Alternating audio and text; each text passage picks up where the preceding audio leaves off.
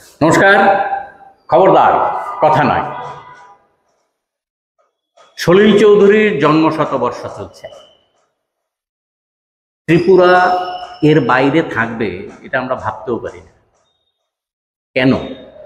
এই নিয়েই কথা বলবো। আলোর পথযাত্রী যারা এটার ক্যাপশনে চলছেন, তারা আজকে থেকে 7 তারিখ পর্যন্ত ধারাবাহিক এর ভেতরে কর্মশালা থাকবে, আলোচনা চক্র থাকবে, তারপরে সঙ্গীত সন্ধ্যা থাকবে। অনেকেই আসছেন। হঠাৎ সলিল চৌধুরী কেন? আমাদের এ রাজ্যে তো এখন নতুন অনেক পথ দেখাচ্ছে। আমরা কোনো কোনো সময় রবীন্দ্রনাথ ঠাকুরকেও তো অপ্রাসঙ্গিক করার জন্য বলি, কিন্তু সলিল চৌধুরী এমন এক জায়গা, রবীন্দ্র উত্তর ভারতবর্ষ, তিনি রবীন্দ্রসঙ্গীতের থেকেই তার শুরু।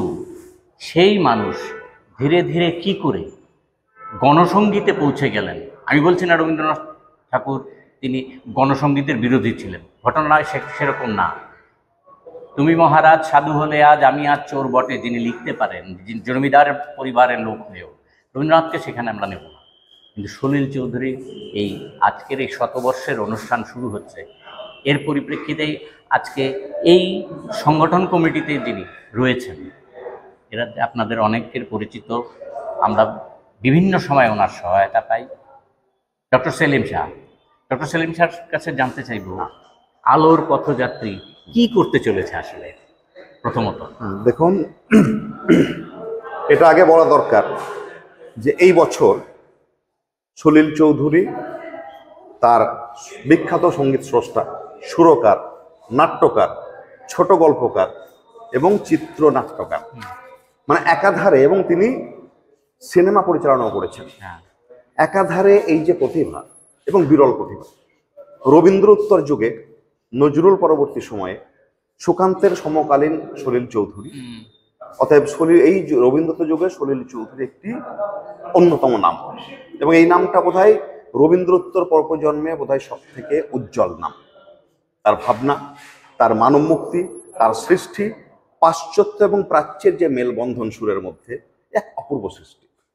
এই সলিল চৌধুরীর জন্ম শতবর্ষ এই বছর। কারণ মোটামুটি ভাবে যে ওকে 25 ধরা হচ্ছে, এটা নিয়ে একটু বিতর্ক আছে। কেউ বলেন তার জন্ম 1922-এ, কেউ বলেন 1923-এ। অফিসিয়ালি পরিবারের পক্ষ থেকে বলা হচ্ছে 1925, নভেম্বর 1925। আমরা 1925টাকে ধরে নিয়ে এবার ত্রিপুরাতেও সলিল চৌধুরীর সঙ্গে ত্রিপুরার এক নিবিড় সম্পর্ক ছিল। ত্রিপুরার মানুষের যে প্রগতিশীলতা, সেটার সঙ্গে তার নারীর যোগ, এই জন্য আমরা ত্রিপুরাতেও সলিল চৌধুরীর শতবর্ষ উদযাপন করছি। নভেম্বর পর্যন্ত এই যে প্রক্রিয়া, তার মধ্যে আমরা 5 দিনের এই এটা নিয়েছি। আমরা বলতে সলিল চৌধুরী জন্ম শতবর্ষ উদযাপন কমিটি 2025, আগরতলা, ত্রিপুরা। এবারের অনুষ্ঠানের যে ক্যাপশন, শিরোনাম, এটা হচ্ছে আলোর পথযাত্রী, এবং সলিল চৌধুরীর বিখ্যাত সেই গান আলোর পথযাত্রী। এটা যেটা মিছিলের কণ্ঠ, একদম যেটা মানুষের কণ্ঠ, এটাকেই এবারের ক্যাপশন হিসেবে নেওয়া হয়েছে। একদম আসলে সলিল চৌধুরীকে বুঝতে হলে রবীন্দ্রনাথ কি বুঝতে হয়, কারণ সলিল চৌধুরীর শুরুটা খুব আশ্চর্যজনকভাবে রবীন্দ্রময়। তিনি নিজে বলছেন কোন এক সময় যে ছোটবেলায় 250 থেকে 300টি রবীন্দ্রসঙ্গীত তার মুখস্থ, এবং রবীন্দ্রনাথের মধ্যেই তিনি সৃষ্টির অনুপ্রেরণা পেয়েছেন। পরবর্তী সময় তার একটা নিজস্ব ধারা তৈরি হয়েছে, এবং সেই ধারার মধ্যে গোটা পৃথিবী মিশে গেছে, গোটা বিশ্ব মিশে গেছে। এবং সেখানে কে নেই? আমি যদি বলি সলিল চৌধুরীর মধ্যে বাক, বিখ্যাত সঙ্গীতজ্ঞ বাক, যিনি সঙ্গীতের মধ্যে দিয়ে মানুষের সাংগীতিক মুক্তি খুঁজতেন, সেই বাকের প্রভাব যেমন রয়েছে সলিল চৌধুরীর মধ্যে, সলিল চৌধুরীর মধ্যে কিন্তু মোজার্ট রয়েছেন। হ্যাঁ, মোজার্টের যে সরলতা গানের, খুব সিম্পল কথা, সরল কথা, একই সঙ্গে মোজার্টের যে মেলোডি, এই মেলোডি কিন্তু সলিল চৌধুরীর মধ্যে আমরা খুঁজে পাই। সলিল চৌধুরীর মধ্যে মিউজিক অফ শেক্সপিয়ার যাকে বলা হয়, আমি যার কথা বলছি তিনি বেথোভেন। বেথোভেনের যে সাংগীতিক দার্শনিকতা, দর্শন, সঙ্গীতের মধ্যে দিয়ে মানুষের জীবন দর্শন, এটাও সলিল চৌধুরীর সঙ্গীতে ছিল। তার মানে সলিল চৌধুরী কিন্তু পুরোপুরি, আমি বলছি না যে তিনি পুরোপুরি পাশ্চাত্য ঘরানা, নন। এইখানেই সলিল চৌধুরীর কৃতিত্ব। তার ছোটবেলা কেটেছে আসামে, বাবা জ্ঞানেন্দ্রনাথ চৌধুরী, তার জন্ম গাজীপুর। গাজীপুর অঞ্চলটা হচ্ছে এখনকার পশ্চিমবঙ্গে, তখন অবিভক্ত 24 পরগনা, বেঙ্গল প্রেসিডেন্সি। এখন যেটাকে বলা হচ্ছে আমাদের এই বারুইপুর অঞ্চল, যেটা দক্ষিণ 24 পরগনা, এখানে গাজীপুরের ছোট্ট গ্রাম, সেখানে সলিল চৌধুরীর জন্ম। কিন্তু বাবা যেহেতু চাকরির সূত্রে চা বাগানের ডাক্তার ছিলেন, অতএব তার ছোটবেলা কেটেছে আসামের গভীর চা বাগানে। আসামের প্রকৃতি, কুলি কামিন, তাদের যে গান, লোকগান, লোকসঙ্গীত, এগুলো দারুণভাবে সলিল চৌধুরীর মধ্যে মিশে গেছে। এবং বাবা আর কিন্তু তার মধ্যে পাশ্চাত্য ছাপটা কোথা থেকে এলো? বাবা জ্ঞাননাথ চৌধুরী, যিনি ডাক্তার, তিনি অসম্ভব সঙ্গীত প্রেমী ছিলেন এবং তার কাছে লোকগানের যেমন অসম্ভব ভালো কালেকশন ছিল, এবং আসাম তো তখন লোকগানময়। 1920 দশক যেটা, সেখানে আসাম হচ্ছে লোকগানময়। একই সঙ্গে বাবার ছিল নাটকের নেশা। বাবা যাত্রা করাতেন, বাবা ছোট ছোট অনুষ্ঠান অর্গানাইজ করতেন ডাক্তার হওয়া সত্ত্বেও, এবং বাবার সংগ্রহে সম্ভারে পাশ্চাত্য সঙ্গীতের বিপুল সম্ভার ছিল তার। অসংখ্য ওয়েস্টার্ন সিম্ফনি ছিল তার কাছে। এই যে পাশ্চাত্য ক্লাসিক্যাল যে সঙ্গীত, ধ্রুপদী সঙ্গীত, তার যে প্রচুর কালেকশনস, এই কালেকশন সলিল চৌধুরী করে তুলেছে। আমি বলছি, একদিকে আসামের লোকগান, লোক সংস্কৃতি, তার সঙ্গে বাবার বিপুল সম্ভার যে পাশ্চাত্য সিম্ফনি, ক্লাসিক্যাল যে বিশাল একটা সম্ভার, এই সম্ভারটা সলিল চৌধুরী করে গড়ে তুলল।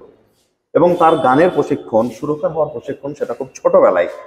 এটা খুব অবাক হবেন আপনারা শুনলে যে মাত্র 10 থেকে 11 বছর বয়স, ততদিনে সলিল চৌধুরীকে কলকাতায় সুকিয়া স্টেটে পাঠিয়ে দেওয়া হয়েছে। কারণ আসামের ওখানে স্কুলিংটা ভালো হচ্ছে না, বাবার মনে হয়েছে চা বাগানের এখানে পড়াশোনা সেরকম স্কুল নেই। সুকিয়া স্টেটে জ্যাঠামশাইয়ের বাড়িতে থেকে পড়াশোনা করছেন। মিলন পরিষদ, জেঠু তো দাদা নিখিল চৌধুরীর সৃষ্টি করা মিলন পরিষদ অর্কেস্ট্রা, ওদের কাজ ছিল আমি এই কথাটা বলছি ধরুন এই 37, 38 বা 33, 34, 35 সময়, এই সময় সবাক চলচ্চিত্র সবে শুরু হচ্ছে, নির্বাক চলচ্চিত্র যুগ শেষ হচ্ছে। মিলন পরিষদ অর্কেস্ট্রা, এদের কাজ ছিল নির্বাক চলচ্চিত্রের আবহ সঙ্গীত তৈরি করা। মানে পর্দার পিছনে বসে সিনেমা চলছে, আবহ সঙ্গীত তৈরি করা নির্বাকে, এটা ওদের কাজ ছিল। মানে সবাক সিনেমা সবে মাত্র শুরু হচ্ছে, সলিল চৌধুরী মিলন পরিষদে মিশে গেলেন। ওইখান থেকে তিনি হারমোনিয়াম শিখলেন, বাঁশি, ওইখান থেকে বাঁশিটা একটু পরে, ওখানে পিয়ানো শিখলেন। পরে যখন কলকাতার পাঠকে তাকে তুলে দিয়ে সরাসরি যখন তাকে গাজীপুর অঞ্চলে হরিনাভিতে চলে যেতে হলো মামার বাড়িতে, তখন একক সলিল বাঁশিটাকে হাতে তুলে নিলেন। তাই দেখুন পরবর্তী ক্ষেত্রে তিনি যখন সুর করছেন, তার কম্পোজিশনটাকে অনেক ক্ষেত্রে খুব টাফ বলা হয়, একটু কঠিন। মানে আমরা যারা গানের নই, যারা গানের লোক তারা ভালো বলতে পারবেন, তার সিম্ফনির মধ্যে অজস্র জাম্পিং নোটস একদম, এবং সিম্ফনির মধ্যে তার যে সুর, তার মধ্যে বাঁশি যেমন আছে, তবলা আছে, হারমোনিয়াম আছে, ঠিক বেহালা আছে। আমাদের প্রাচ্যের যত রকম ইনস্ট্রুমেন্ট তিনি সবগুলো ব্যবহার করছেন, একই সঙ্গে ওয়েস্টার্ন যত রকম ইনস্ট্রুমেন্টস আছে, মডার্ন ইনস্ট্রুমেন্টস, পিয়ানো ব্যবহার করছেন এবং অন্যান্য ইনস্ট্রুমেন্টগুলো ব্যবহার করছেন। অর্থাৎ সলিল চৌধুরীর যে ব্যাপক একটা ব্যাপ্তি, মানে ধীরে ধীরে সলিল চৌধুরী হয়ে ওঠা, এটা কিন্তু একদম ছোট থেকে শুরু। আমি যে গল্পটা বলছিলাম খুব ইন্টারেস্টিং। সলিল চৌধুরী 10-11 বছর বয়সে ছুটির সময়, পুজোর ছুটিতে চা বাগানে বেড়াতে গেলেন। ওই সময় বাবা চা বাগানের যারা ম্যানেজার, যারা ওখানকার পরিচালক, তাদের সঙ্গে একটা সংঘাতের জন্য চা বাগানের যে প্রথাগত নাটক হয় দুর্গাপুজোয়, এটাতে বাবা অংশগ্রহণ করবেন না। বাবা ঠিক করলেন চা বাগানের কুলি কামিন ওদেরকে নিয়ে, ওদের ছেলে মেয়েদের নিয়ে বেহুলা করবেন, বেহুলা মঞ্চস্থ করবেন নাটক। বেহুলা মঞ্চস্থ করতে গিয়ে বাবা 10টা গান রচনা করলেন ওদের ভাষায়, একটু ছেঁড়া ফাটা বাংলা ছিল মিলো ভাষা, যেটা 10টা গান। সলিলকে বললো তুই অন্তত 6টা গানের সুর দে। সলিল চৌধুরী হারমোনিয়ামে বসে গেলেন, 11 বছরের সলিল, উনি 6টা গানে সুর দিলেন। প্র্যাকটিক্যালি যেটা হলো, পরে বাবা শুনে বললেন যে আমার বাকি 4টে গানও তুই সুর দিয়ে দে। এবং এই 10টা গান নেপথ্যে কণ্ঠশিল্পী হিসেবে সলিল চৌধুরী 10টা গানে কিন্তু সুর করলেন এবং তিনি তার কণ্ঠ দিলেন। এই সলিল চৌধুরীর শুরু। এবং তিনি ধীরে ধীরে 1939-40 দশকে যখন কলকাতা ইউনিভার্সিটিতে পড়াশোনা করছেন, বাংলাতে মাস্টার ডিগ্রি, কিন্তু সেটা তিনি শেষ করতে পারেননি, সে অন্য প্রসঙ্গ। 43-44-এ তিনি গণনাট্য সংঘের সঙ্গে মিলে যাচ্ছেন, ম্যাট্রিকে ফার্স্ট ডিভিশন। কিন্তু বাংলাতে বাবার অসুস্থতাজনিত কারণে তিনি বাংলাতে মাস্টার ডিগ্রিটা শেষ করতে পারেননি, সেটা অন্য প্রসঙ্গ। তারপর 43-এ যখন তিনি খগেন রায় চৌধুরী, যাকে ওরা বোধহয় খেপুদা বলতেন, খগেন রায় চৌধুরী এবং এদের অনুপ্রেরণায়, এবং ওই আমাদের চক্রবর্তী ভদ্রলোক যিনি পরে সিনেমা করতেন, এদের অনুপ্রেরণায় তিনি কৃষক আন্দোলনে যুক্ত হচ্ছেন। কারণ তিনি কৃষক পরিবারের মানুষ, চা বাগানে ছিলেন, কৃষক আন্দোলন নিয়ে অজস্র তার ভালো ভালো গান, তিনি কৃষক আন্দোলনে যুক্ত হলেন। 1944 সালে তিনি গণনাট্য সংঘ, আইপিটিএ, ইন্ডিয়ান পিপলস থিয়েটার। এই ইন্ডিয়ান পিপলস থিয়েটার যেটা, এটাতে তিনি যুক্ত হলেন। কেমন রমারোলার যে বিখ্যাত পিপলস থিয়েটার, এটা রোনপোড়া ইন্ডিয়ান পিপলস থিয়েটার, তিনি এটাতে যুক্ত হলেন একটার পর একটা। এবং তখন থেকে গণসঙ্গীত, এবং গণসঙ্গীতে অনেক ক্ষেত্রে কিন্তু জন লেননের ছাপ কিন্তু তার মধ্যে রয়েছে, দ্য স্ট্রবেরি ফিল্ডস, কেমন ফরএভার। এই অসাধারণ তিনি তখন গণসঙ্গীত রচনা করছেন, সঙ্গীতের মধ্যে দিয়ে মানব মুক্তির কথা বলছেন, সঙ্গীতের মধ্যে একটা জীবন দর্শন আছে, এবং তার যে প্রগতিশীল ভাবনা, তার মধ্যে যে বামপন্থী চিন্তা, এইটা গানের মধ্যে দিয়ে ফুটে উঠছে। এবং 1948-49 পর্যন্ত টানা ধারাবাহিক তিনি কিন্তু একটার পর একটা গণসঙ্গীত তিনি রচনা করে যাচ্ছেন। এবং দেখুন, গায়ের বধূ থেকে শুরু করে কি সমস্ত গান, আই বৃষ্টি ঝেপে ধান দেব মেপে, এই সমস্ত গানগুলো। কিন্তু এখানেও একটা কথা আছে, এই সলিল চৌধুরীকে নিয়েও একটা বিতর্ক হয়েছে। আমরা সেই প্রসঙ্গে এত ছোট্টতে যাব না, কারণ তিনি ওখানেও কিন্তু সেই শব্দবন্ধ নিয়ে, মানে কিছু কিছু শব্দ, এই গায়ের বধূর যে গান এবং আই বৃষ্টি ঝেপে ধান দেব মেপে, এই গানের মধ্যে কোথাও বিধি কপাল গুনে এই ধরনের কিছু শব্দ, কোথাও দৈবের উপর ছেড়ে দেওয়ার যে অভিশাপ, এইগুলো নিয়ে বিতর্ক হয়েছে। আজকে বুঝতে পারি সলিল চৌধুরী, প্রত্যেক শিল্পীর মধ্যে একটা দ্বন্দ্ব থাকে। আমি আমার বাস্তবে যেখানে বড় হচ্ছি, বেশ কিছু জীবনের সংকীর্ণতা দেখছি, আমার শিল্প ভাবনা আমাকে তাড়না করছে অনেক উদারতায় যেতে। এই উদারতা সংকীর্ণতার দ্বন্দ্বের মধ্যে দিয়ে কিছু শব্দ বাস্তব থেকে চলে আসে গানের মধ্যে। তখনকার দিনে যে বিতর্ক তৈরি হয়েছিল, আজকের প্রেক্ষিতে দাঁড়ালে, প্রগতিশীলতা আদর্শের প্রেক্ষিতে, ওই বিতর্কটা কোনো বিতর্কই না। অর্থাৎ সলিল চৌধুরী তখনও যেন আজ থেকে 50 বছর 60 বছর পরে কি ঘটবে, বা 80 বছর পরে কি ঘটবে, সেই রাস্তাটা সলিল চৌধুরী ওই সময় দেখিয়ে দিয়ে গেছেন। কেমন কর্মশালাটা যে করছেন কেন? কর্মশালাটা আমরা করছি এই কারণে। এবার আমি প্রোগ্রামটা সম্পর্কে বলে নিই। আমাদের এই মোট 5 দিনের মধ্যে আজকে প্রথম দিন আমরা এই সেমিনারটার আয়োজন করছি, আলোর পথযাত্রী তার সেমিনার। এই সেমিনারে আমাদের উদ্বোধক শ্রদ্ধেয় শুভাশিস তলাপাত্র, ওড়িশা হাইকোর্টের মাননীয় প্রাক্তন প্রধান বিচারপতি, ত্রিপুরা বিশ্ববিদ্যালয়ের অধ্যাপক ডক্টর সায়ক মুখার্জি, তিনি প্রধান বক্তা, এবং অধ্যাপক মিহির দেব, সকলের পরিচিত, তিনি এখানে আমাদের সভাপতিত্ব করবেন। এখানে আমরা সলিল চৌধুরীর জীবন দর্শন, তার বেড়ে ওঠা। তিনি 50 বছর ধরে ভারতীয় চলচ্চিত্র শাসন করেছেন, মুম্বাই চলচ্চিত্র শাসন করেছেন, বাংলা, উড়িষ্যা, মালয়ালম, গুজরাটি, কন্নড়, আপনার অসমিয়া, মানে তিনি প্রায় 13টা ভাষায় সঙ্গীত সৃষ্টি করেছেন। ভারতের 13টা ভাষায় সঙ্গীত সৃষ্টি করেছেন, 13টা ভাষার সিনেমায় তিনি সঙ্গীত রচনা করেছেন, সুর দিয়েছেন। 100-র উপরে চলচ্চিত্রে তিনি সুর দিয়েছেন, এবং তার সেই অসাধারণ সব একটা সৃষ্টি, কেমন মধুমতি থেকে শুরু করে এক একটা, মানে এবং একই সঙ্গে তিনি মুম্বাইতে, তিনি যে মুম্বাই কোয়ার, ইউথ কোয়ার, সেখানেও কিন্তু তিনি বল্লভ সাহানি এবং তাদের সঙ্গে মিলে, নার্গিসের সঙ্গে মিলে, ওখানেও কিন্তু তিনি সুর সৃষ্টি করছেন। অর্থাৎ এই যে বিশাল ব্যাপ্তি মানুষটার, এই ব্যাপ্তিটা আজকের দিনে আমার মনে হয় এই প্রজন্মের ছেলে মেয়ের কাছে পৌঁছানো দরকার। তাই আজকে আমরা শুরু করছি সেমিনার দিয়ে। আমরা আগামী কাল থেকে 4 দিনের জন্য আমরা কর্মশালা করছি। কর্মশালার দুটো ভাগ। প্রথম 4 এবং 5 তারিখ আসছেন শ্রদ্ধেয় অন্তরা চৌধুরী, যিনি সলিল চৌধুরীর সুযোগ্যা কন্যা। আপনারা অন্তরা চৌধুরীর ছোটবেলার গানগুলো, যারা সলিল চৌধুরীর ছড়ার উপর যে গানগুলো, শিক্ষাগুলো, হেমন্ত সঙ্গে যে গানগুলো, এগুলো অনেকেই শুনেছেন। এবং অন্তরা চৌধুরী 2 দিন থাকবেন আমাদের এখানে। 4 এবং 5 তারিখ তিনি প্রেস ক্লাবে আমাদের রাজ্যে নির্বাচিত 23টা সাব ডিভিশন, এছাড়া আগরতলা এবং ডুকলি, এটা নিয়ে প্রায় 100-র মতো শিক্ষার্থী, যাদের বয়স 16 থেকে 30, মুখ্যত এদেরকে নিয়ে আমরা 4 দিনের কর্মশালা সংগঠিত করছি। প্রথম কর্মশালায় 2 দিন অন্তরা চৌধুরী থাকছেন, পরের 2 দিন কর্মশালায় থাকছেন শ্রদ্ধেয় সঙ্গীতজ্ঞ, অ্যারেঞ্জার কল্যাণ সেন বরাট, কলকাতা থেকে, এবং কল্যাণ সেন বরাটের সঙ্গে তার সহযোগীরা থাকবেন। তিনিও 2 দিনে আমাদের এই ছেলে মেয়েদের প্রশিক্ষণ দেবেন, এবং আমার রাজ্যের বাইরে সব সাব ডিভিশন থেকে ছেলেমেয়েরা আসছে। এছাড়া এর মধ্যে আমরা কিন্তু একটু ককবরকের সংস্থানও করেছি, কারণ আমাদের রাজ্যে যে মিশ্র ভাষা, এবং রাজ্যের ক্ষেত্রে ককবরক একটি স্বীকৃত ভাষা, এবং এটা বড় অংশের মানুষ ককবরক ভাষাভাষী। সলিল চৌধুরীর গান অন্যান্য ভাষাতেও মানুষের, যিনি নিজে 13টা ভাষায় সঙ্গীত রচনা করেছেন, তার গান অন্যান্য মানুষের কাছে অন্য ভাষাতেও পৌঁছানো উচিত। আমাদের এই দায়িত্বটা নিয়েছেন শ্রদ্ধেয় আমাদের হেমন্ত দা, তিনি এই ককবরকের 2টো গানের, তিনি 2 থেকে 3টে গান তিনি রেডি করেছেন, এবং সেই গানগুলো এখানে ককবরক ভাষাতেও প্রশিক্ষণ দেওয়া হবে।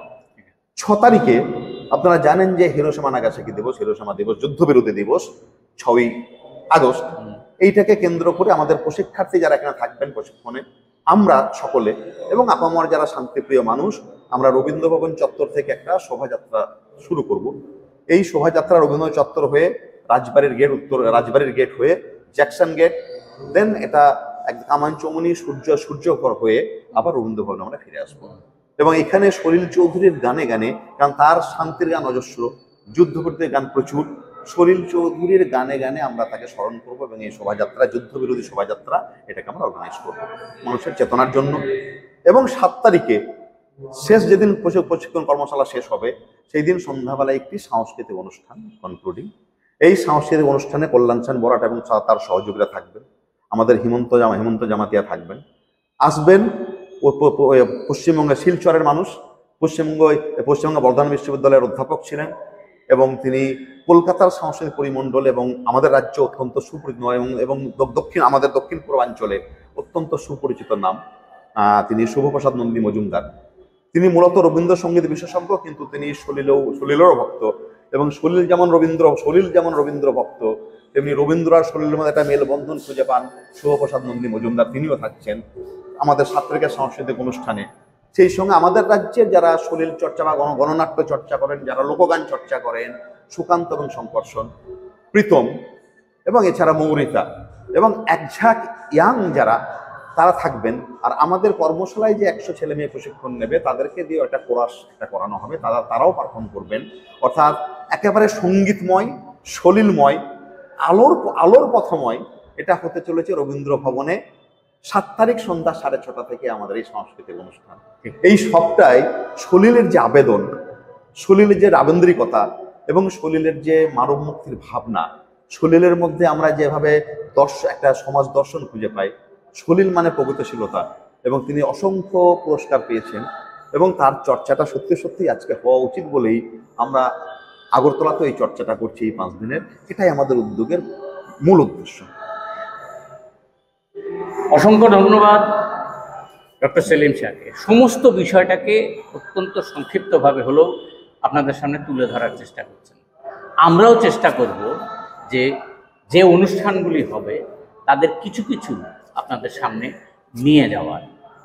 আজকে যেমন যে আলোচনা চক্র হবে, তারও কিছু অংশ আপনাদের কাছে নিয়ে যাওয়ার চেষ্টা করব।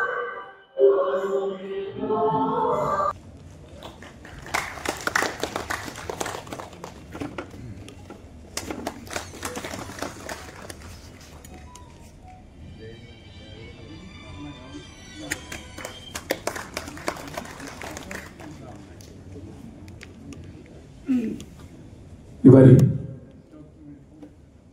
শুভ প্রদীপ প্রজ্বালনের মধ্য দিয়ে সলিল চৌধুরীর জন্মশতবর্ষ উদযাপন কমিটির কর্মসূচির আনুষ্ঠানিক সূচনা করার জন্য মাননীয় শ্রী শুভাশিস তলাপাত্র মহোদয়কে অনুরোধ করছি এবং এই সঙ্গে মঞ্চে উপবিষ্ট মাননীয় শ্রী মিহির দেব মহোদয় এবং অধ্যাপক সায়ক মুখার্জি মহোদয়কেও এই অনুষ্ঠানে সামিল হবার জন্য আন্তরিকভাবে অনুরোধ রাখছি।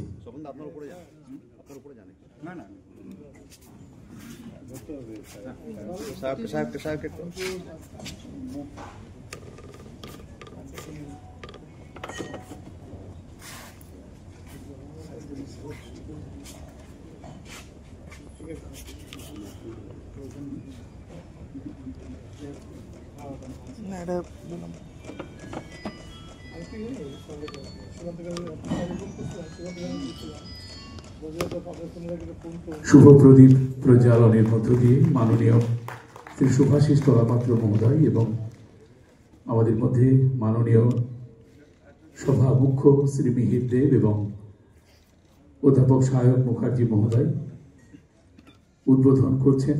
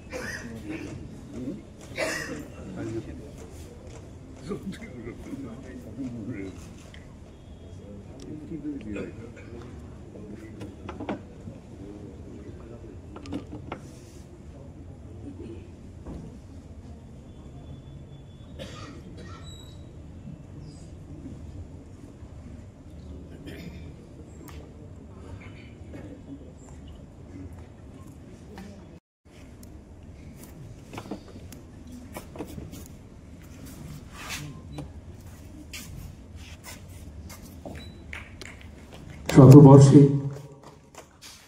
সলিল স্মরণিকা, হাতে হাতে এই স্মরণিকার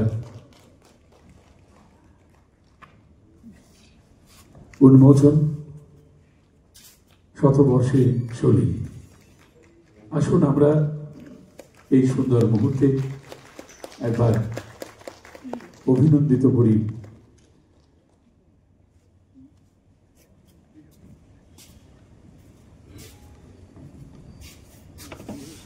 এবারে আমন্ত্রণ জানাচ্ছি আমাদের উদযাপন কমিটির অন্যতম যুগ্ম সম্পাদক মাননীয় শ্রী বিভু ভট্টাচার্য মহোদয়কে সবাইকে স্বাগত জানিয়ে দুটি কথা বলার জন্য।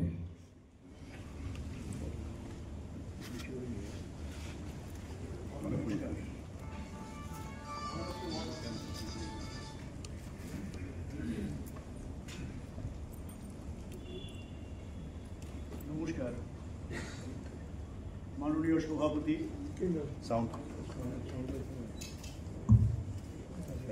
আজকের অনুষ্ঠানের মাননীয় উদ্বোধক, প্রধান বক্তা এবং উপস্থিত শ্রোতৃমণ্ডল, সলিল চৌধুরী জন্ম শতবর্ষ উদযাপন কমিটির পক্ষ থেকে আপনাদের সকলকে স্বাগত জানাচ্ছি, অভিনন্দন জ্ঞাপন করছি। বাংলা সঙ্গীত জগতে এক নূতন যুগের দিশারি সলিল চৌধুরী 1925 সালে জন্মগ্রহণ করেন। 1995 সালে উনি প্রয়াত হন। তিনি একাধারে সার্থক গীতিকার এবং সুরকার। রবীন্দ্র পরবর্তী যুগে এক অবিস্মরণীয় সুরস্রষ্টা। সবাইকে শুভেচ্ছা জানাই। একটি গুরুত্বপূর্ণ আয়োজন এবং আপনারা এসেছেন নিশ্চিতভাবে সলিল চৌধুরীকেই ভালোবেসে।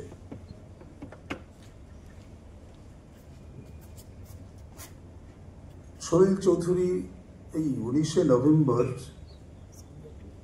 বেঁচে থাকলে 100 বছর পার করতেন। তিনি বেঁচে ছিলেন প্রায় 75 বছর, 3 দিন কম 75 বছর বেঁচে ছিলেন জীবনে। এবং আশ্চর্যজনক হচ্ছে 75 বছরের মধ্যে 50 বছর তার সঙ্গীত জীবন, এবং সক্রিয়ভাবে সঙ্গীত জীবন তার 50 বছরের। এত দীর্ঘ সঙ্গীত জীবন কোনো ভারতীয় সুরকার, সঙ্গীত সংযোজকদের আমরা দেখতে পাই না। এই জন্য সলিল চৌধুরীকে বলা হয় সঙ্গীতের একটা যুগ। ভারতীয়, শুধু বাংলার নয়, ভারতীয় আধুনিক যে সঙ্গীত, সঙ্গীত মানে মিউজিক অর্থে আমি বলছি, তার একজন যুগকার। যুগন্ধর কিনা আমি জানি না, যুগকার তো বটেই। রবীন্দ্রনাথ সম্পর্কে যে কথাটা আমরা বলি, যে রবীন্দ্রনাথ জন্ম নিয়েই এটা গানের পরিবেশের মধ্যে বড় হয়েছেন। জোড়াসাঁকোর ঠাকুর বাড়িতে আমাদের দেশের যে সঙ্গীত, যেটাকে আমরা সাধারণত বলি ধ্রুপদী সঙ্গীত, তার চর্চা হতো। সেখানে আমাদের দেশের যে কীর্তনাঙ্গের গান, সেখানে তার চর্চা হতো। বিশেষ করে মহর্ষি দেবেন্দ্রনাথ ঠাকুরের প্রযত্নে এই চর্চাগুলো ছিল বহুল পরিমাণে। এবং যতীন্দ্রনাথ ঠাকুর, রবীন্দ্রনাথ ঠাকুরের দাদা, তিনি ছিলেন পাশ্চাত্য সঙ্গীতে। তার আগে অবশ্য আরো অনেকে একটু আধটু পাশ্চাত্য সঙ্গীত নিয়ে চর্চা ঠাকুরবাড়িতে করেছেন। তিনি একেবারে এই পাশ্চাত্য সঙ্গীতকে ঠাকুরবাড়ি, জোড়াসাঁকোর ঠাকুরবাড়িতে এনেছিলেন। এবং রবীন্দ্রনাথ এই সাংগীতিক পরিবেশে বেড়ে উঠেছিলেন। কেন এই কথাটা বলছি? যে রবীন্দ্রনাথের গানের যে পূর্বাপর যদি আমরা আলোচনা করি, তাহলে দেখবেন সঙ্গীতের কোনো অনুষঙ্গ গ্রহণ করতে রবীন্দ্রনাথের অন্তর থেকে কোনো অবরোধ ছিল না। তিনি অবারিতভাবে সেই সব সঙ্গীতের ঐতিহ্যকে তার গানের মধ্যে নিয়ে এসেছেন। যে কারণে তার সঙ্গে আরেকটি কথা যোগ করতে হবে যে পাশাপাশি দ্বিজেন্দ্রলাল রায়, যার কথা আমরা ভুলে না যাই, তিনি প্রথম ভারতীয় সঙ্গীতে, বাংলা সঙ্গীতে, এই যে আজকে কথাটা প্রায়শই শোনা যায় অর্কেস্ট্রেশন, সেটাকে নিয়ে এসেছিলেন। সেই সময়ে এই যে হুবহু অর্কেস্ট্রেশন নিয়ে আসাকে রবীন্দ্রনাথ অনুমোদন করতেন না। তিনি বলতেন, যা আমাদের সঙ্গীতের কাঠামোর সঙ্গে যায় সেটাই শুধু আমরা গ্রহণ করব, বাকিটা আমরা নেব না। যে কারণে আপনারা দেখবেন যে রবীন্দ্রনাথের যে চার্চ সঙ্গীত, যিনি ইংল্যান্ডে গিয়ে যখন শিখেছিলেন চার্চ সঙ্গীত, যৌথভাবে গাওয়া এবং যে হারমোনি তৈরি করা, সেই গানকে আমাদের গান বলে মনে হয়। আজি শুভক্ষণে পিতার ভবনে আনন্দ সদনে চলো যাই, চলো চলো চলো যাই, এই যে হারমোনি তৈরি করছেন, এটাকে মনে হয় না এটা আমাদেরই গান, আমি শুনে বড় হয়েছি। এইখানে সলিল চৌধুরীর জীবনের সঙ্গে রবীন্দ্রনাথের জীবনের একটি অসাধারণ মিল আছে। খুব ছোটবেলায় সলিল চৌধুরী বাংলার প্রচলিত যে গান সেগুলোকে শুনেছেন। একটা সময় তার বাবা আসামের লাটাগুড়ি চা বাগানে কাজ করতে যান এবং একটা সময় সলিল চৌধুরী সেখানে যান। ছোট সলিল চৌধুরী যখন তার বয়স 5-6 বছর, তখন সেখানে থাকতে আরম্ভ করেন। তার বাবা অত্যন্ত সহৃদয় মানুষ ছিলেন, বিশেষ করে যারা প্রান্তিক মানুষ তাদের সম্পর্কে তার দরদের কোনো অভাব ছিল না। একটা সামান্য একটা চা বাগানে কাজ করা মজুর অসুস্থ হয়েছে, সলিল চৌধুরী তার যে প্রায় জীবনের একটি বড় অংশ নিয়ে যে বইটি লিখেছিলেন জীবন উজ্জীবন, আমরা যখন কলেজে পড়ি তখন প্রতীক্ষণ নামে একটি কাগজ সবে বেরিয়েছে, প্রথম সংখ্যা থেকে সলিল চৌধুরীর সেই জীবন ইতিহাস বা আত্মজীবনী বেরিয়েছে। সেই ঘটনাগুলো তখন আমরা জানতে পেরেছি।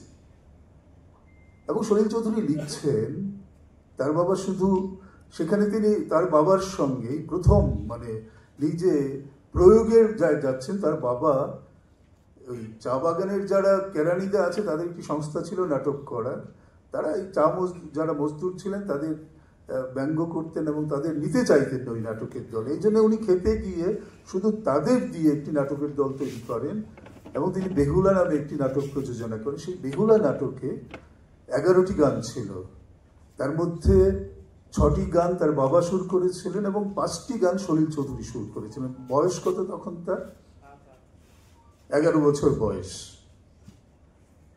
কাজেই 11 বছর বয়সের যে ছেলেটা এই সাহস দেখিয়েছেন, গানে সুর করছে।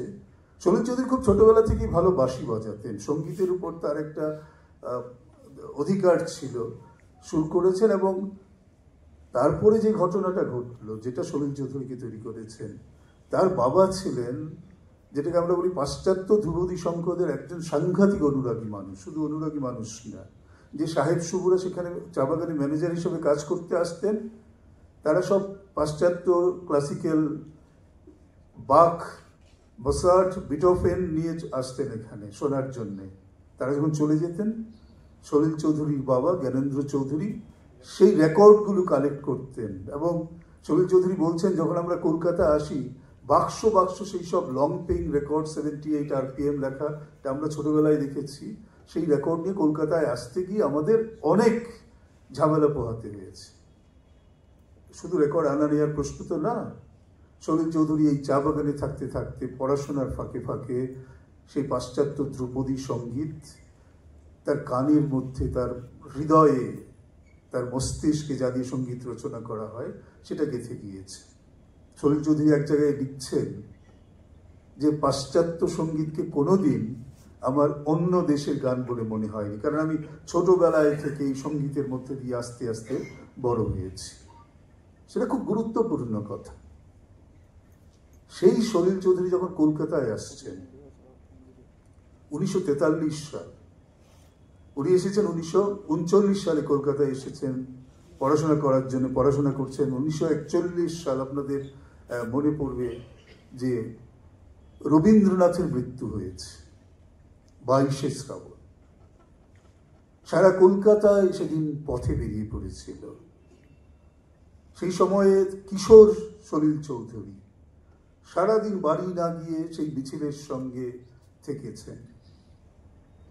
এবং শুনলে আশ্চর্য হবেন যে তিনি অশৌচ পালন করেছিলেন। হিন্দুরা যেমন কেউ মারা গেলে পরে অশৌচ পালন করে, রবীন্দ্রনাথের মৃত্যুতে সলিল চৌধুরী সেই অশৌচ পালন করেছেন। সবাই তাকে নিয়ে হাসি ঠাট্টা করত।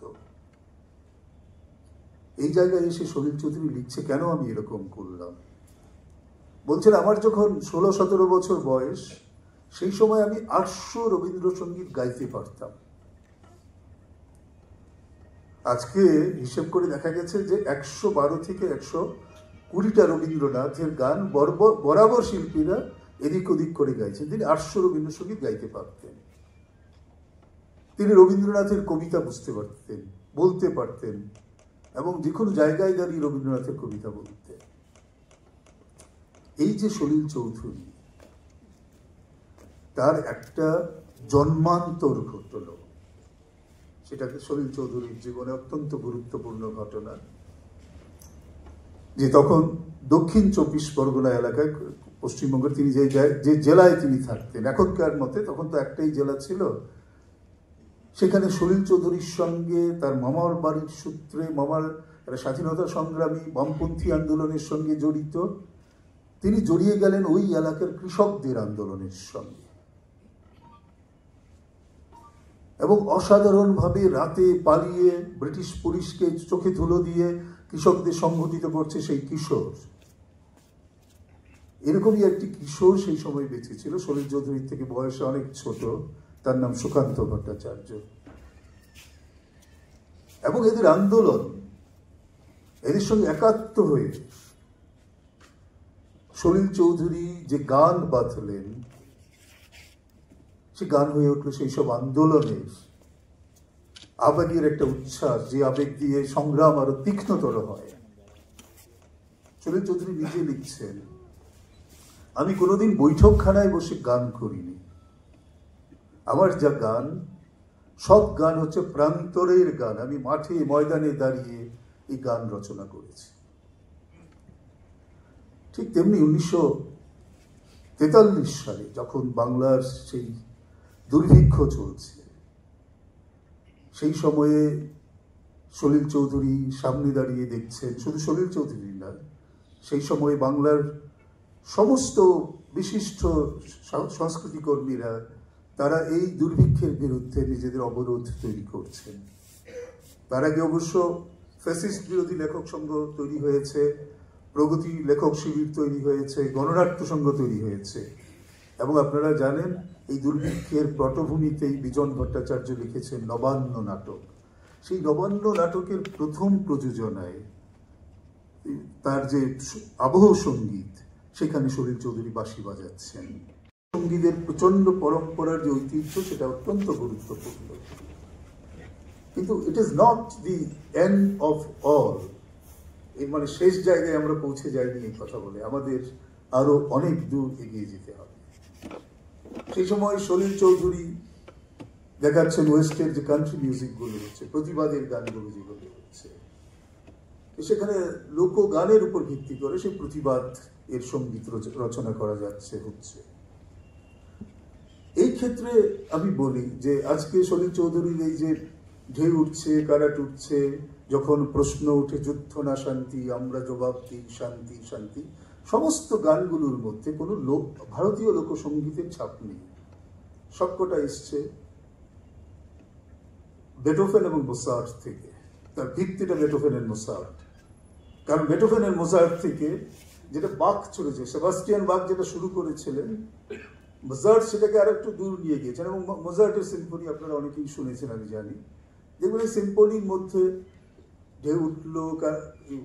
ঢেউ উঠছে, কারাট উঠছে, এই যে একটা সুন্দরভাবে এগিয়ে যাচ্ছে, তারপরে হঠাৎ করে উপরে একটু এরা যাতে অব্লিগেটো বলে যেটাকে, সেটা উঠছে, আবার ভেঙে পড়ে যাচ্ছে।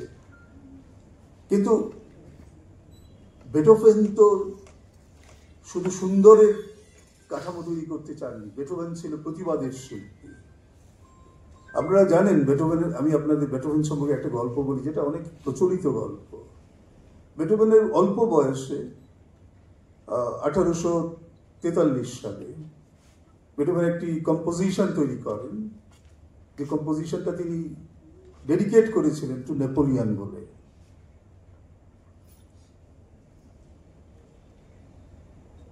কিন্তু নেপোলিয়ান যখন নিজেকে সম্রাট ঘোষণা করলেন, সেই বেথোভেন সেই গানের নাম বদলে দিলেন, বললেন টু এনি হিরো। কারণ বেথোভেন ছিলেন রাজতন্ত্রের ঘোরতর বিরোধী।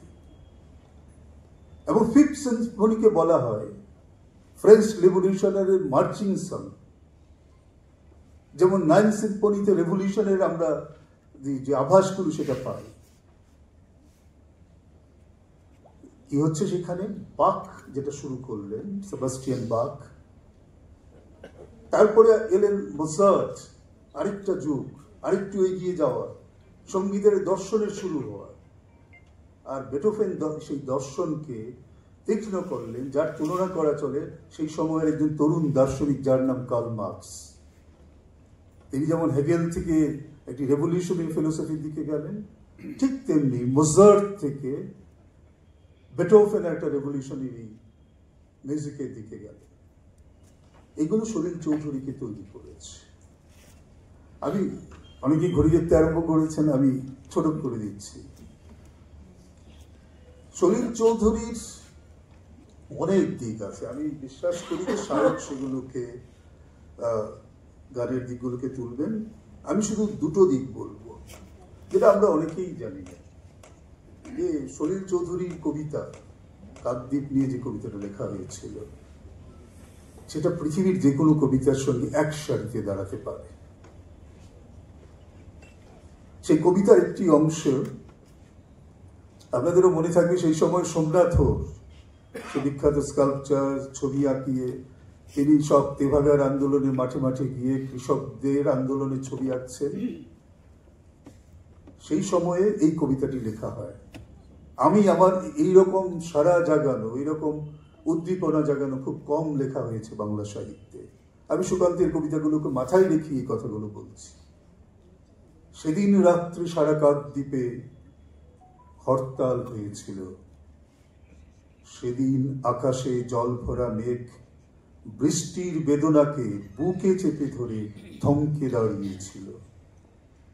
এই পৃথিবীর আলো বাতাসের অধিকার পেয়ে পায়নি যে শিশু জন্মের ছাড়পত্র, তার দাবি নিয়ে সারা কাকদ্বীপে কোনো গাছে কোনো কুড়িরা ফোটেনি, কোনো অঙ্কুরও মাথা তোলেনি।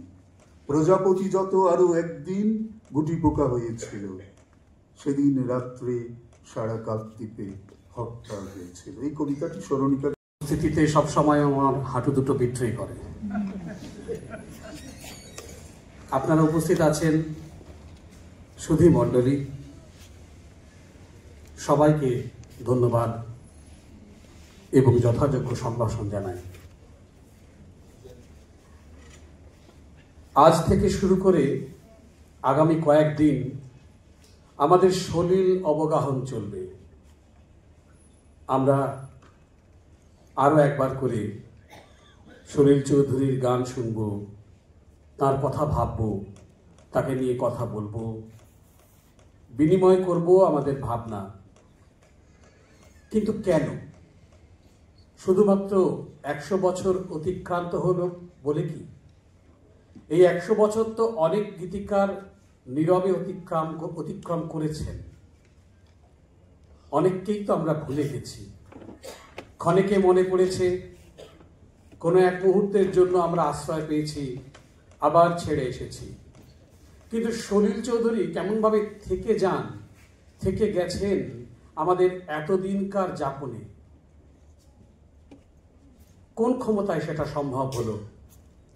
এই প্রশ্নের উত্তর খুঁজতে খুঁজতে আমাদের আবার খুঁজে দেখতে হয় সলিলের সেই যাত্রাকে, যে যাত্রা শুরু হয় কেকড়াজান চা বাগান থেকে, সেই সোনারপুর, মালঞ্চ, মাইনগর, কোদালিয়া, চাংড়িপোতা, বিস্তীর্ণ অঞ্চল জুড়ে, যা কিনা মানবেন্দ্র রায়, সুভাষচন্দ্র বোস প্রমুখের জন্মস্থান। সলিলের যাত্রা ছিল সেইখানে অবাধ। তারপর ধর্মতলার রাজপথ, যেদিন কদম রসুল শহীদ হলো, সেই মিছিলেও অফিস পালানো রঘু চক্রবর্তীর সাথে উপস্থিত ছিলেন সলিল চৌধুরী। তার উপরে পরিবর্তন বোম্বেতে, পরিবর্তন যুক্তরাষ্ট্রে, আবার কলকাতায়। সলিলের এই যে ভৌগোলিক পরিভ্রমণ, এই পরিভ্রমণের সঙ্গে তার জীবনের যে চলার পথ, অর্থাৎ সাংগীতিক জীবনের যে চলার পথ, তার একটা সাদৃশ্য দেখতে পাই। আর তার একটাই শব্দ বড় বেশি করে বারবার ফিরে আসে, সেটা হচ্ছে ভাঙা, নিজেকে ভাঙা, নিজের যে গণ্ডি, সেই গণ্ডিকে ভাঙা, গণ্ডিকে ভেঙে নতুনের দিকে ক্রমাগত অগ্রসরমানতাই সলিল চৌধুরীর সাংগীতিক উত্তরাধিকার। রবীন্দ্রনাথ সলিল চৌধুরীকে প্রভাবিত করেছিলেন, দারুণভাবে প্রভাবিত করেছিলেন, কিন্তু সেই প্রভাব সলিল চৌধুরীকে রবীন্দ্র অনুসারী করে তোলেনি, বলা ভালো রবীন্দ্রনাথের অনুকারী করে তোলেনি। তিনি বলেছিলেন না, আমারে প্রেম রবি কিরণ হেন, জ্যোতির্ময় মুক্তি দিয়ে তোমারে ঘেরে যেন। সলিলের সেই মুক্তি যেন জ্যোতির্ময় মুক্তি। শেষ জীবন পর্যন্ত সলিলের ভাবনায় ছিলেন রবীন্দ্রনাথ। আসবো সে কথায় পরে। কিন্তু গণনাট্য সংঘের যে সলিলকে আমরা দেখছি, বাঁশিওয়ালা, তারপর হারমোনিয়াম, তারপর কণ্ঠশিল্পী এবং সঙ্গীত লেখক, কিন্তু এই গণনাট্যের ছায়াতে আসার অনেক আগেই সলিল চৌধুরীর রাজনৈতিক জীবনের সূত্রপাত। সে কথা মাননীয় তলাপাত্র মহাশয় বলেছেন। আর সেই বিদ্যাধরী নদীর মজে যাওয়াকে কেন্দ্র করে যে আন্দোলন, সেই আন্দোলন থেকেই সলিলের প্রথম গণসঙ্গীত দেশ ভেসেছে গাঙের জলে, ধান গিয়েছে মরে, কেমনে কহিব বন্ধু মনের কথা তোরে। এবং এই গানে খুব স্পষ্ট করে তিনি ঘোষণা করেন যে এই বন্যা আসলে ম্যানমেড। আমরা চিনতে পারি এমন একজন সঙ্গীতকারকে যিনি কথা বলেন, কিন্তু এমনভাবে বলেন যে কথা সরাসরি হন্ট করে মানুষের হৃৎপিণ্ডতে। এবং তাই দেখি পরেশধরের জবানিতে তিনি বলেন যে শ্যামবাজারের মোড়ে একদিন যেতে যেতে দিগিন বন্দ্যোপাধ্যায় ছিলেন তার সঙ্গে। হেইসামালো গান শুনে তৎক্ষণাৎ তার 46 নম্বর ধর্মতলা স্ট্রিটে যাওয়া এবং গণনাট্য সংঘে যোগদান আমাদেরকে আশ্চর্য করে। এভাবে এক একটি গান যেন এক একটি মানুষকে স্বীকার করে নিয়ে এসেছিল সলিলের দর্শনের পাশে দাঁড়াবার জন্য। কিন্তু শুধু রাজনীতির কথা বললেই কি গান সফল হয়? হয় না বোধহয়। কারণ এমন কথা তো অনেক গণসঙ্গীতকারী তাদের গানে বলেছিলেন। সবাই তো পরেশধরকে আকর্ষণ করে আনতে পারেননি। কিভাবে পারলেন তিনি? একটু আগেই হচ্ছিল রংপুর ছাত্র সম্মেলনের সে বিখ্যাত গান, বিচারপতি তোমার বিচার করবে যারা আজ জেগেছে সেই জনতা। এই গান যখন সুর করছেন সলিল, তিনি পৌঁছে যাচ্ছেন আমাদের আদি অকৃত্রিম কীর্তনের সুরে। যমুনে ও যমুনে তুমি কি সেই প্রবাহিনী।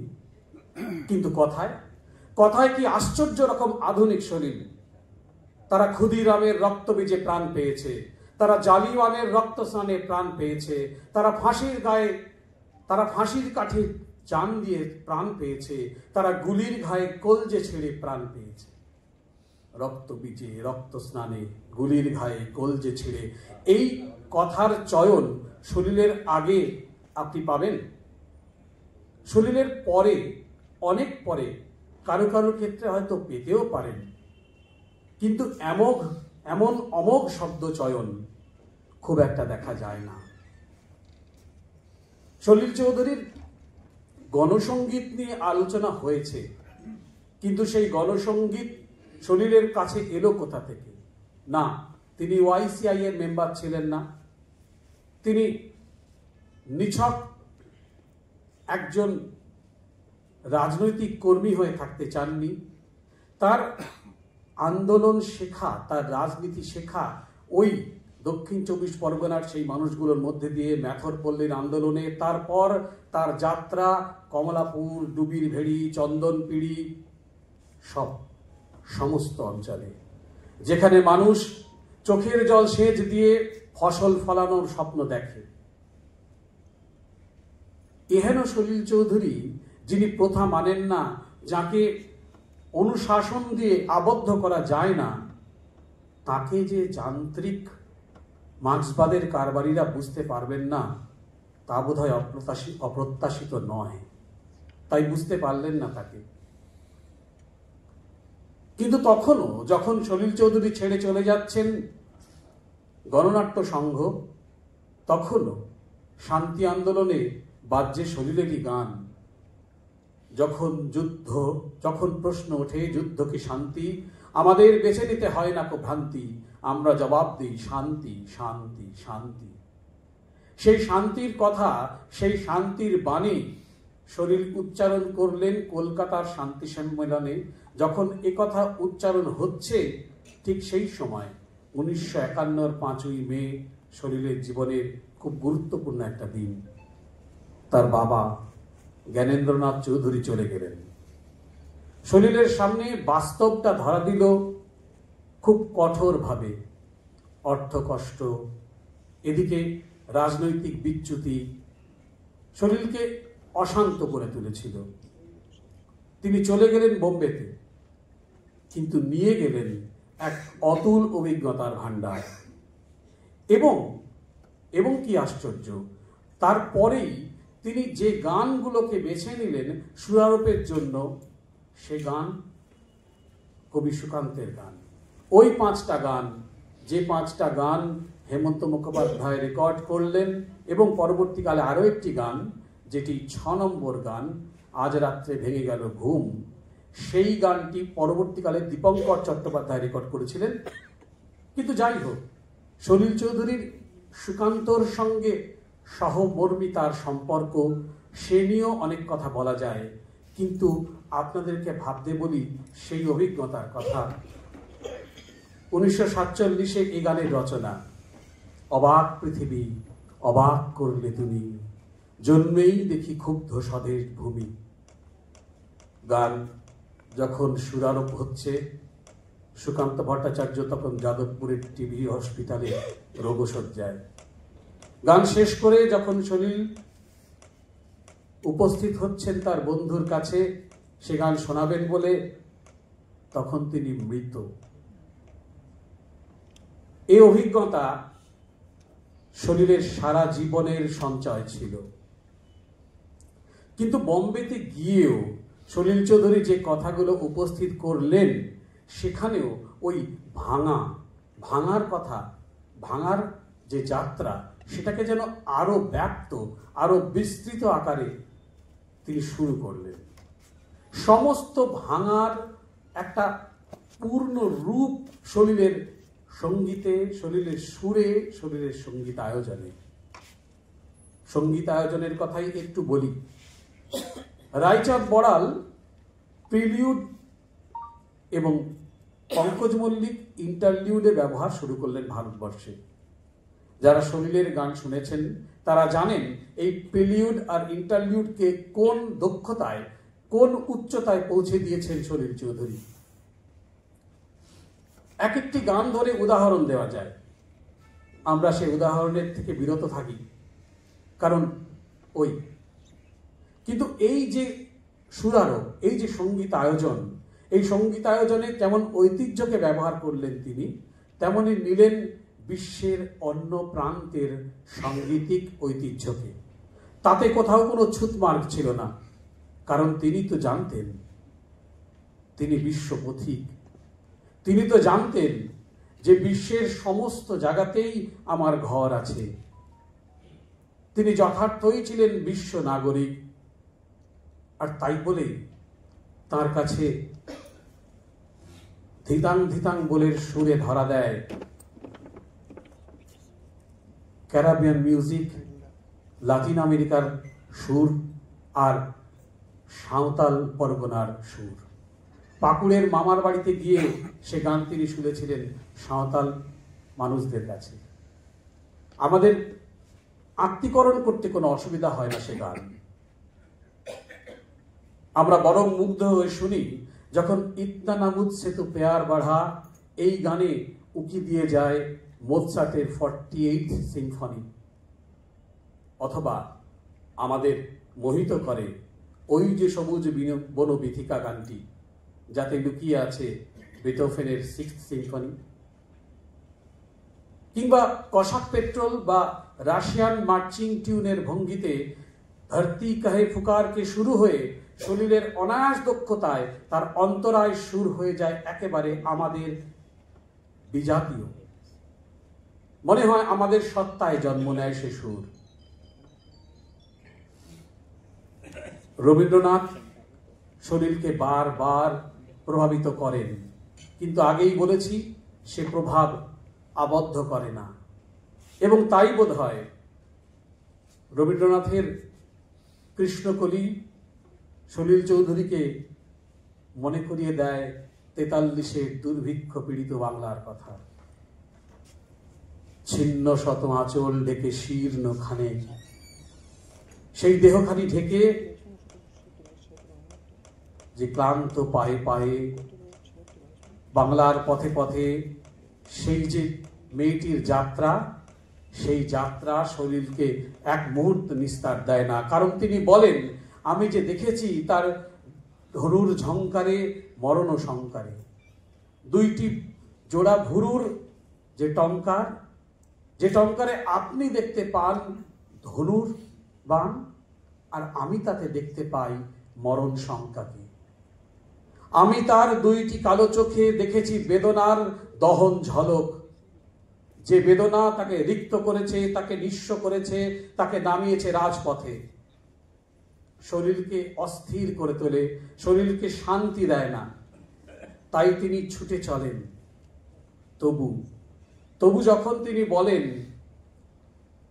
তোমার সকল খেলায় আমায় পাবে, একদিন হয়তো চলে যাব, একদিন ফিরে যাব চলে, এ ঘর ছিন্ন করে, বাঁধন ছিন্ন করে, যদি চাহো যেও ভুলে।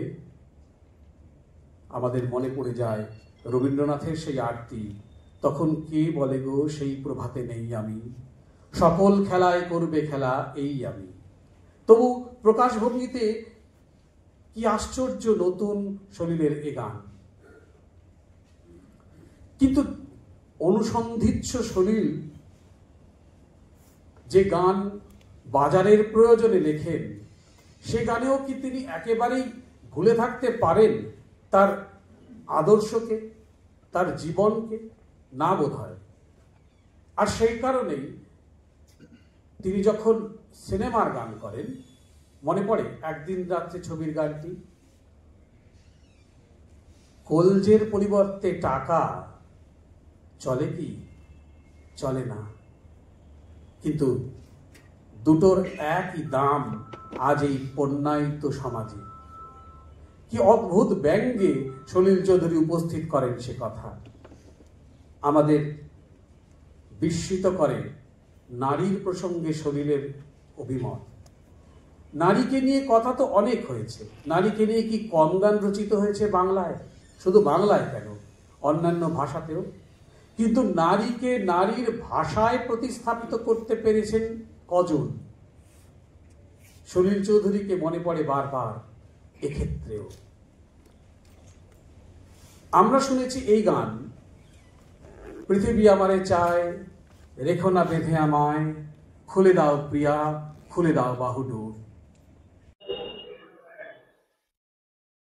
এতক্ষণ আলোচনা যে শুনলেন, সায়ক মুখোপাধ্যায় বা প্রাক্তন বিচারপতি শুভাশিস তলাপাত্র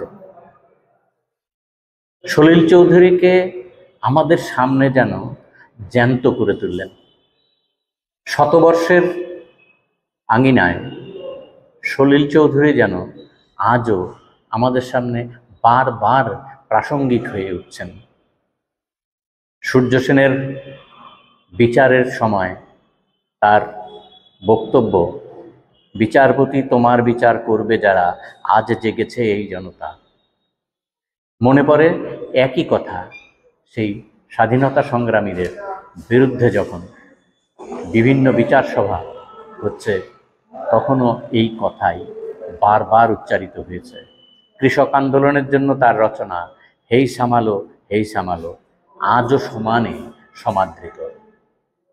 শুনলে অবাক হবেন যে সিঁদুর এবং নন্দীগ্রাম আন্দোলনের সময় এই গান ব্যাপকভাবে প্রচারিত হয়েছিল। সেই জন্যই বলি, এবং খবরদার কথা নয়, বারবার মনে করে যে হ্যাঁ, সলিল চৌধুরী সকলের কাছে সমানভাবে আজও সমাদৃত এবং প্রাসঙ্গিক। আজকে এইটুকুই থাক। সবাই ভালো থাকবেন, সুস্থ থাকবেন। সকলকে নমস্কার।